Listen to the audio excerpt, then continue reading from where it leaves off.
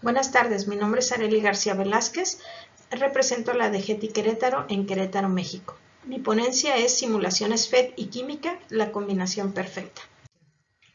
El objetivo de esta ponencia y de la actividad es identificar las sustancias ácidas y básicas teniendo como apoyo el objetivo de desarrollo sostenible, que es agua limpia y saneamiento, siendo este el nombre de mi planeación. Los estudiantes utilizan el simulador para conocer el pH de algunas sustancias y pueden comparar los valores en el aula con tiras reactivas. Como a manera de resumen, gracias a las simulaciones FET, los estudiantes identifican el pH del agua y de otras sustancias y pueden comparar el pH que llega a sus casas y saber si es potable o no, o es considerada como potable o no.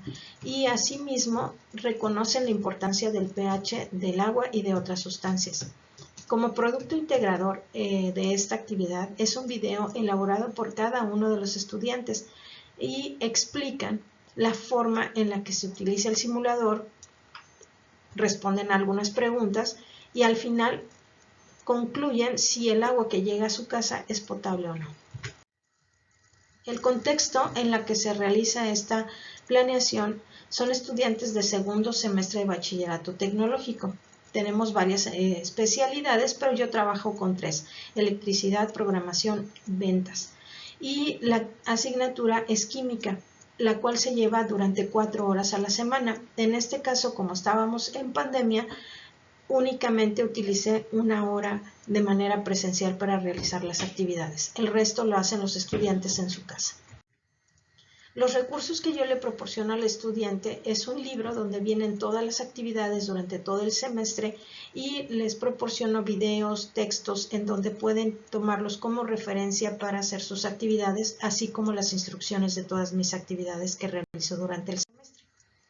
La primera actividad es que el estudiante vea un video que dura 1 minuto con conceptos generales, conceptos previos, para que él recuerde o bien conozca el tema. Algunos de mis estudiantes no conocen el tema, otros lo relacionan nada más la palabra ácido con un limón o con una naranja, pero no llegan a tener un conocimiento pleno de esta información. Entonces, por ello les pido que vean el video antes y dentro de la clase, estando ya de manera presencial, les pregunto sobre qué entendieron del video y de esa manera me cercioro si ellos vieron o no el video. Ahora bien, los aprendizajes esenciales que yo utilizo los obtengo del programa de estudios que me proporciona mi institución. Y este es: identifica las características de ácido y base. Lo relaciono con la simulación FET. Esta simulación se llama pH Intro. Existen otras simulaciones donde puedes obtener información sobre pH, pero en este caso yo requiero un concepto básico de ácido y base. ¿Por qué las simulaciones FET y la química son la combinación perfecta? Porque el uso de las simulaciones FET se desarrolla en un ambiente totalmente intuitivo. ¿Qué quiere decir? Que el alumno fácilmente sabe cómo funcionan las simulaciones y además le ayuda a ir aprendiendo conforme va explorando dentro de la misma simulación, aprende y descubre nuevas cosas, lo que le lleva a un aprendizaje significativo.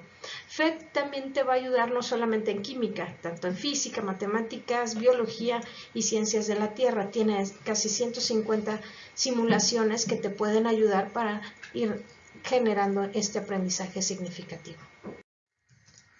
La actividad número 2 que tengo, después de que vieron el video, los estudiantes deben de aprender a manipular el simulador y les pido que hagan un video en donde me expliquen cómo se puede manipular este simulador. Ellos pueden medir el pH, agregar agua, vaciar ese recipiente, pero después de que hacen esto y me explican cómo pueden utilizar el simulador, deben de responder estas preguntas para que yo me cerciore que están haciendo las actividades y que además comprenden el tema.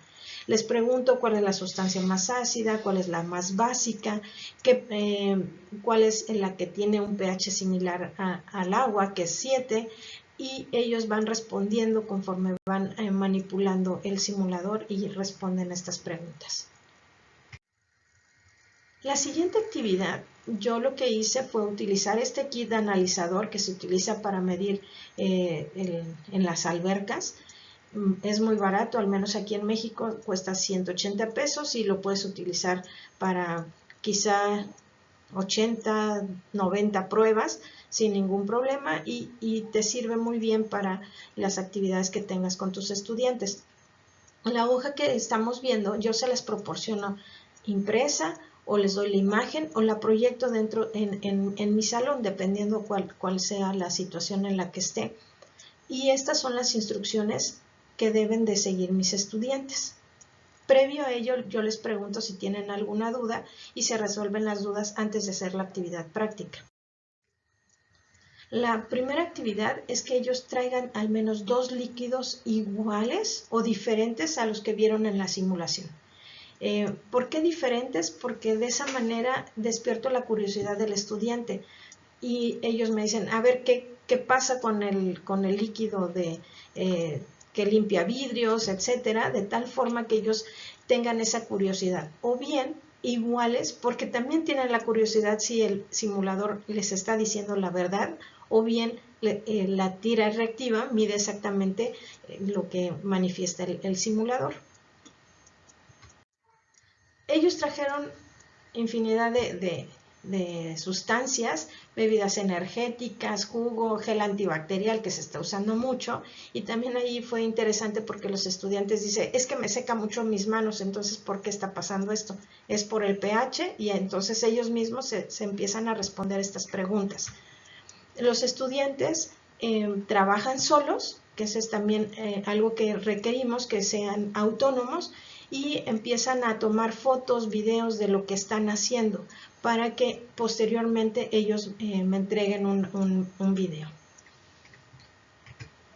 Los estudiantes también es interesante que me preguntan, ¿lo puedo hacer sobre la mesa? Sí, no te preocupes, es un líquido limpiador, no le va a pasar nada en la mesa, entonces hazlo, trabaja y utiliza las tiras reactivas. La siguiente actividad es la parte esencial para relacionarlo con el objetivo de desarrollo sostenible, porque les pido que traigan 2 recipientes con agua.